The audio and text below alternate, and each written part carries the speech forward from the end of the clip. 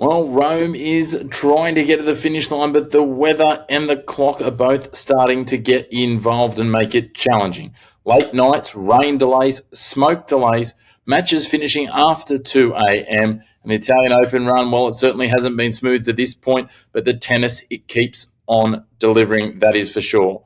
As always, if you love your tennis action and your tennis updates, make sure to hit like on the video, hit subscribe on the channel, and get involved in those comments.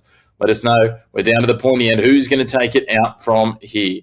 But we've got a huge episode coming. Luciano Darderi survives another one to keep the Italian hopes flying. Casper Ruud is showing everyone he is back on clay court and starting to dominate. Alina Svitolina flips the script. Iga Swiatek is dominating. And for 4 massive matches now to watch over tonight's tennis action as the men's quarters and the women's semi-finals roll on here on the clay in Italy.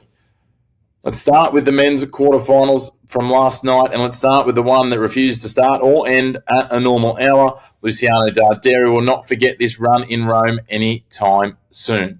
After saving 4 match points against Alexander Zverev and bagel him in the final set, he backed it up to get past teenage Spaniard superstar and wonderkind Rafael Nadal 7-6, 5-7, 6-love. Another third set bagel is becoming a Darderi rubber stamp.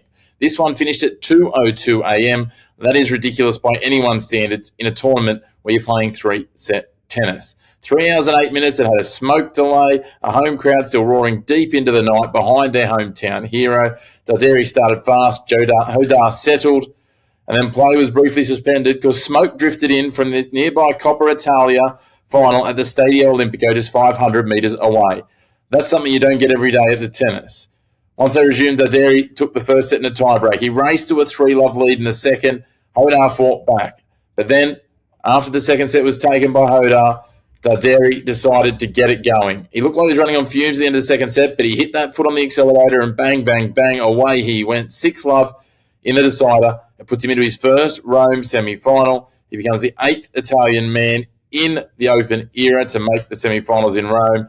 And let's be honest, plenty of people are backing. There'll be 2 of them. And now he gets Casper Ruud, a huge clash. Darderi had smoke in the air, midnight in the legs, and a Hodar in his face, and somehow found a third set bagel at 2 a.m. like he'd ordered it from room service. He heads through to the semis, and the man he'll face is Casper Ruud. He is back in clay court business. Ruud beat Karen Khachanov in a rain-delayed 3-setter, 6-1, 1-6, 6-2. What a roller coaster. That score is all over the shop.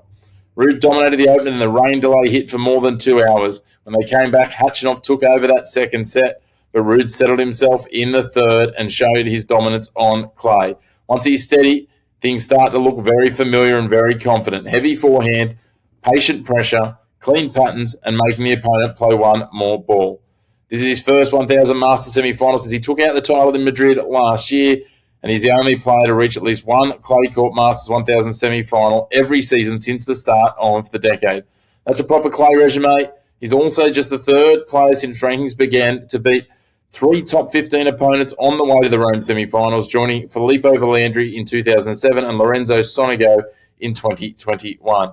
Ruud had the rain delay. It rattled him a little bit with a second set wobble. Khachanov threw his weight at him, but on clay, Casper always seems to find a map again. On the women's side, Alina Svitolina, well, she pulled off a proper tactical flip. She beat Elena Rybakina in 3 sets, 2-6, 6-4, 6-4. Early on, it looked like Rybakina was just going to blast her way through her. She flew out of the gates, big serve, short points, first strike tennis. Svitolina was getting pushed around and pushed off the court. But then she did what the great competitors do. She adjusted, she started extending rallies and found better angles.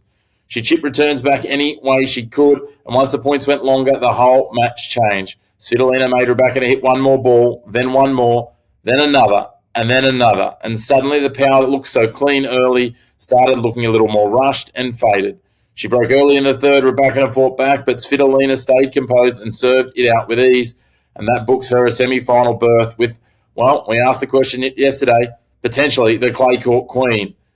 Iga Swiatek. Svitolina didn't just outgun Rybakina, she outthought her. She dragged the match into longer rallies and turned Rybakina's power into a problem that she had to solve.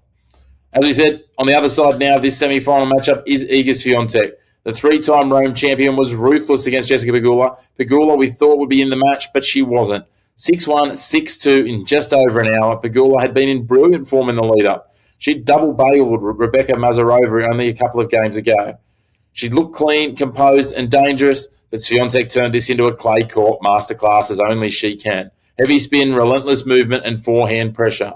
Complete scoreboard control. The result really feels significant. It does rubber stamp her as a genuine competitor and contender for the French Open. Because the question coming into this stage, as we said, was is Iga back as the clay court queen against Pegula? She answered it loudly. She sure is. She now takes on Svitolina in the semi-finals. Swiatek's win over Pegula was her first top 10 victory of 2026, while Svitolina had to come from a set down to reach her first Rome semi-final since winning the title in 2018. So that's certainly a big day in the books, but we've got a bigger one coming, the last of the men's quarterfinals, both of those women's semi-finals. So let's rip into those. Let's start with Jannik Sinner up against Andrei Rublev, world number 1 against the 12th seed. Sinner's looked brutally calm in Rome. He handled Alexei Popyrin. Andrea Pellegrino was easy in an all-Italian clash, and now he gets a proper step up. Rublev came from a set down against Nicolas Basilashvili to win. That mattered because Basilashvili had already been taking scalps. Rublev had to ride out a storm, take the second set tiebreak, and then put the foot down in the third.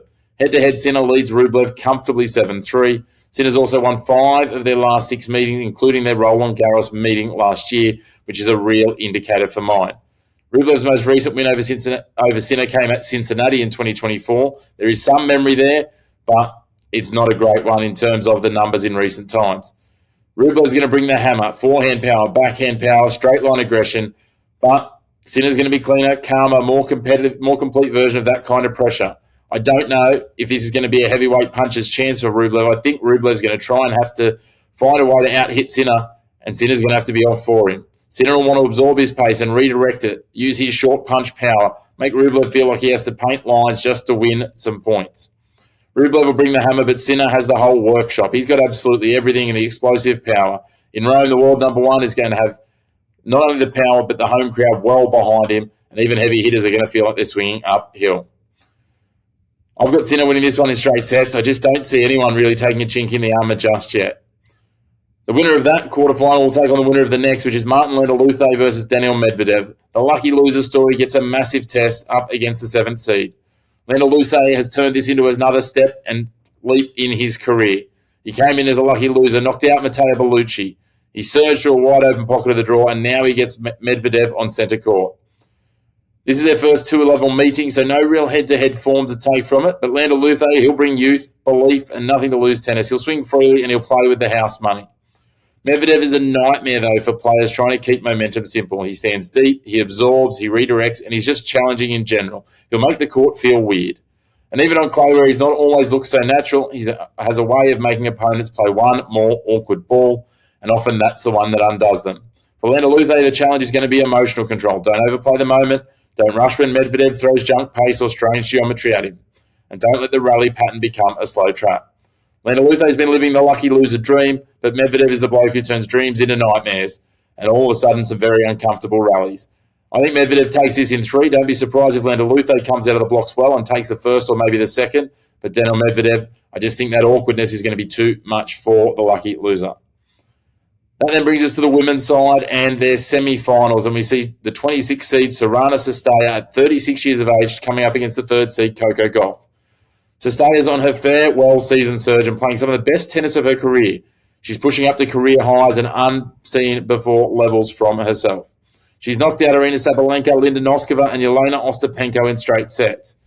This run sends her into the Rome semi-finals and has her chasing her first WTA 1000 final since Canada in 2013. That's right, 13 years ago when she was just 23 years of age. Cirstea said there's no expiration date for ambition and dreams, and this run is definitely proving the point. Gauff has had a different kind of run. She's been living on the edge. 3 straight 3-set wins, comebacks from behind against Solana Sierra, Iva Jovic, and Mira Andreeva. Not clean, but gritty and tough. Head-to-head, Coco Gauff leads Cirstea 3-0. Their 2 meetings this year in Miami and Madrid both went 3 sets, and in Madrid, Gauff had to come back from a set and a breakdown. Not unfamiliar territory for her in this tournament. This tells you Cirstea can absolutely make it uncomfortable. She'll want to play free, redirect, and keep the pressure light on herself. Gauff wants to use the legs, defend hard, and eventually turn the physical dial right on up. Cirstea is currently playing like the pressure belongs to everyone else. Coco is surviving like a contender with grease on the wheels, and this semi-final has veteran freedom against young star fight written all over it. I think the young star fight takes this one out. There's got to be an expiration date on just about everything, even maybe ambition and dreams. But just for this tournament, because I'm sure Cirstea is going to be making a couple more runs before the year is done. I've got Coco Gauff taking this one again in 3 sets, as she's done all the way through this tournament. Last but not least, we've got Iga Swiatek versus Elina Svitolina. This is a huge one. It's a proper clay court grinding semi-final. Swiatek leads the head-to-head 4-2. She's 2-0 against Svitolina on clay. Svitolina did beat her earlier this season at Indian Wells, so this is not just history leaning one way, but the surface certainly plays into Swiatek's hands. Swiatek on clay is a different beast, especially when she's anywhere near her best, which I feel she's right there right now. Heavy spin, movement, and forehand pressure, and her relentless repeatability. After blowing past Pegula, she looks like she's found her rhythm absolutely at its peak. Svitolina's Rome credentials are real too, though. She's won this tournament twice before, admittedly back in 2017 and 2018, and against Rebecca, she showed why she's dangerous. She adjusted, she extended rallies, and she turned a power match into a thinking match. The question is whether she can do that against Swiatek, because Swiatek's not pure power. It's pace, spin, depth, movement, and time pressure all stacked together. Svitolina has to make this tactical. Swiatek will want to make it suffocating. Svitolina solved Rebecca's power, but Swiatek on clay is a whole different equation. Less one big weapon, more of a whole system designed to squeeze the air out of the match and her opponent. And after seeing what we've seen, I've just got to back Swiatek in straight sets again. A brave man to back against anyone but her at the moment. She's nailed Osaka to the wall. She's nailed Pegula to the wall and made them both look absolutely like a cruise. So that's where we sit in Rome right now. Late nights and rain are making the run home messy. Hopefully, rain, go away and can come again another day after the weekend's done. Taderi's got the home crowd behind him. Rude looks like Rude at his best again on clay. Svitolina outthought Rebecca. Swiatek flattened Pegula. As always, if you love your tennis content, make sure to hit like on the video, hit subscribe on the channel, and if you want to stay up to date with all your sports, follow along on our social media channels at The Chris Mack Show. You can find us on TikTok, on Instagram, on X, and on Facebook. Plenty of matches to circle tonight. 4 huge ones, 2 men's quarterfinals, 2 women's semis. Make sure to dig into them. Rome is battling the weather, the clock, and the chaos, but the tennis is still delivering on the court. Look forward to seeing you again on your next Tennis Daily or wherever you'd like to pop up on our channel here at the Chris McPherson Show, your home of the black and white of sports. No grey opinions here.